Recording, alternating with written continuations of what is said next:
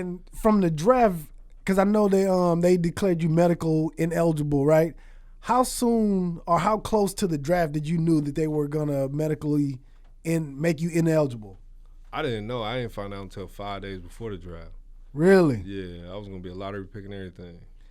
I was reading that. So what they found is you have what's called Marfan syndrome. Yeah. What the hell is that? Do you know what it is? So basically, it's like a connective tissue disorder. So your connective tissues are what's hold your body together. And a person who has Marfan syndrome, in a sense, has a weaker body frame than somebody who doesn't. Just because of their connective tissues are a little bit weaker. Mm-hmm. It also affects our eyes, our hearts, mainly our hearts. So a lot of people who have Marfan syndrome have to end up undergoing open heart surgery, because their aortic valve grows too enlarged and it's in danger of rupturing, basically, if they do like high intense training and things like that. So that's why, like, my case was the NBA wanted to shy away from it because they were just like, this is almost like something that is just completely out of their control, and it'd be too big of a liability factor to have me play, because NBA, you got to think, man, they're one of the 4 biggest organizations in the world, behind FIBA and the NFL, it's the NBA. So, if they were to have granted me access to play, and God forbid somebody would have having me on the court, it would have tore them under the ground. Yeah. Have you ever been diagnosed before this, or this was your first time ever even hearing about this syndrome that you had? Yeah, this was my first time. So actually, when I was going through the draft process, I was in Chicago for the pre-draft. Okay. You get invited to the combine. They invite like top 60 players who are in the world, and they take them to the combine, and you work out in front of all the teams, all 30 teams. But then you also got to go through like intense medical like screenings. I'm talking about like head to toe. Like they check your head. They know how many times you done rolled your ankle in your career. They know what bones you broke. You know what I'm saying? They have your whole medical list. Really? It goes down the line. It's crazy. So as I was going through that, I think I was on like doctor 18 or 19. You got to see all 30 doctors, all 30 NBA team doctors when you're there. Oh, wow. I was on doctor like 18 or 19, and one of them had just like mentioned that my limbs were a little bit more flexible than what they supposed to be, for somebody who is 7 foot. And, he had kind of mentioned like Marfan syndrome, and it kind of sparked like a little bit of a red flag. He started talking to other doctors, and all the other doctors started talking to him, so they kind of like started just chopping it with each other, and then after the combine was over, I remember I was about to get on my flight, and they asked me to stay to do some like extensive testing. But they couldn't look at me and see that I had Marfan syndrome. If you go online and type up Marfan syndrome, you can look at somebody and tell that they have it, Mm-hmm. that he or she has it. But my case was so mild that you didn't really know unless they took my blood.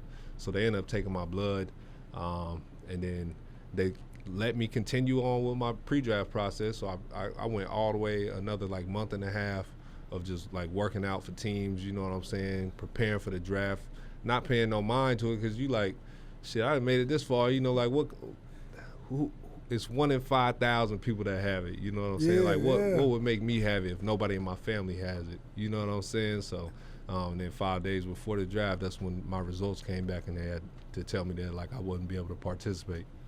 Damn. Yeah. 5 days before, and that's when it was in New York at that time, right? The draft? Yeah, the draft was in New York, yep. Yeah, damn. How did you feel when you just getting this news, and who gave you the news? So it was just like my inner circle gave me the news.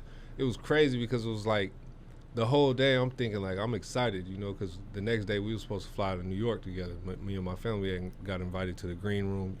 If you get invited to the green room, basically they saying you're going to be a top 10, top 15 pick, one of the first people to walk across the stage. So I'm excited, so I wake up at 6 in the morning, you know what I'm saying? I eat breakfast. I'm in the gym by 7. I'm working out. As soon as I work out, I remember I was with my high school coach, Ray Forsett. He was like my mentor at the time. Like, I always listened to him. He never steered me wrong into no wrong direction, So Mm-hmm. he was always the person that I always just trusted into, and I could talk to outside of my parents, who just wouldn't judge me on nothing, you know what I'm saying? So we was working out, man, and a lot of people don't know this, but like Mo Williams is a close family friend for us. So he was at the gym. We was working out at his gym. And after the workout, I just remember like Ray was like, man, we're going to go to Mo's house. You know, we're going to go kick it, you know. So, you know, we did what we do, you know what I'm saying? Yeah. We went and kicked it. And then he was like, all right, we got to go. I got to take you back to the crib. So he was just driving me home, man. And I remember the day before, he was like, yeah, you can't drive. He was like, you can't drive. You got to roll with me all day. You got to roll with me all day. So I was like, all right, bet.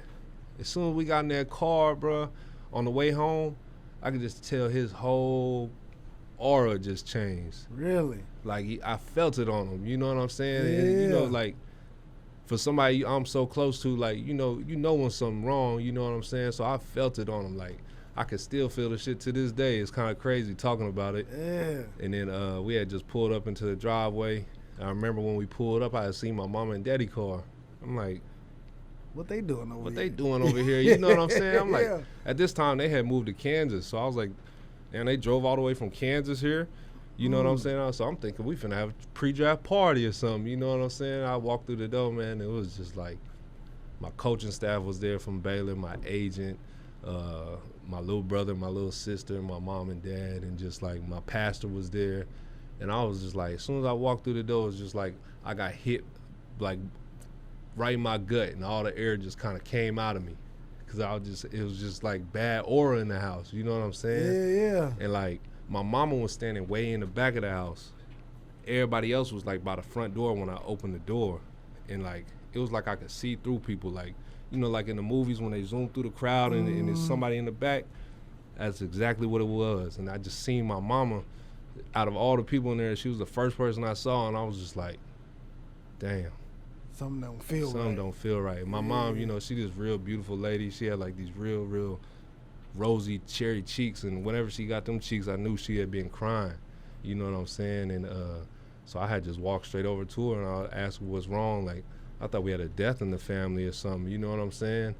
And then she had to just tell me. That's when she broke the news to me that my results had came back positive with Marfan syndrome. So it was just like my world just went black for a second. You know what I'm saying? Yeah. God dang, man. 5 days before your lifelong dream.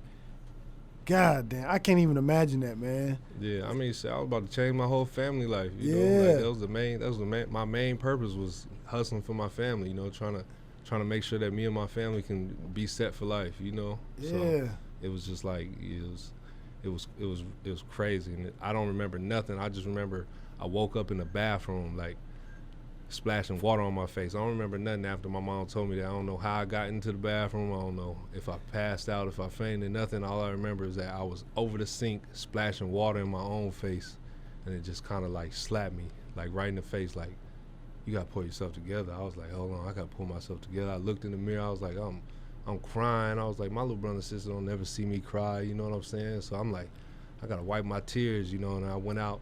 I remember I sat on the stairs, and up there next to my name, I wrote "Dream Again," you know, because I remember I had sat on the stairs, and all my family members had like stood around me. My pastor, Ray, his dad is a pastor or a bishop, so he came over and put his hand on me, and he just started praying over me, and he was just like, in his prayer, he just kept asking God. He was like, I just ask that you give this young man the ability to dream again.